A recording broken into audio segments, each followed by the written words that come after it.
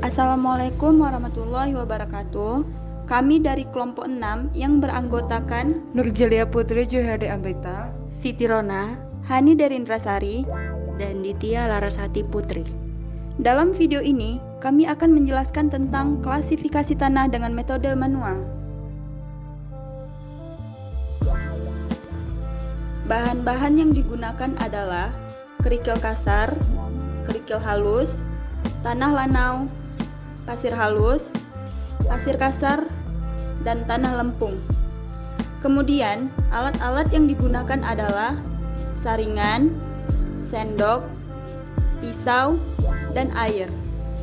Percobaan pertama yaitu percobaan kekuatan kering. Percobaan pertama yaitu pasir kasar dengan menekan permukaan pasir dan pasir akan pecah dengan sendirinya.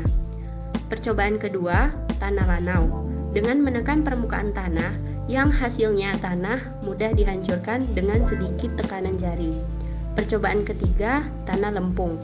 Di saat permukaan ditekan, tanah sulit hancur. percobaan kedua, percobaan remas. Pengujian pertama pada tanah lempung dengan langkah awal menggulung tanah di atas plastik bening. Kemudian tanah diremas lalu digulung lagi seperti semula. Dengan percobaan ini, tanah lempung merupakan tanah dengan plastisitas tinggi. Pengujian kedua pada tanah lanau merupakan jenis tanah plastisitas sedang. Percobaan ketiga, percobaan gesek. Pada pengujian tanah lempung yang digesek di telapak tangan akan memberikan rasa licin dan lengket pada telapak tangan. Pengujian kedua, pada tanah lanau hasilnya terasa halus. Pengujian ketiga, pada tanah pasir hasilnya terasa kasar dan menggores pada telapak tangan. Percobaan keempat, tes ketajaman cutting test.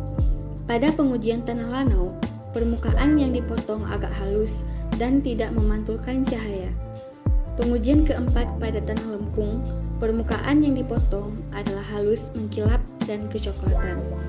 Pengujian keempat pada pasir permukaan yang dipotong kasar dan tidak merata. Percobaan kelima, tes plastisitas. Pengujian pertama dilakukan pada tanah lempung yang dimasukkan ke dalam wadah yang berisi air secukupnya, lalu diaduk, menghasilkan butiran tanah larut dengan air dan lama mengendap. Pengujian kedua pada pasir halus menghasilkan partikel tanah memisah dan mengendap di dasar wadah. Dan pengujian ketiga pada pasir kasar, setelah diaduk sedikit mengendap di wadah. Warnanya berubah kecoklatan dan pasirnya mengendap di bawah, guys.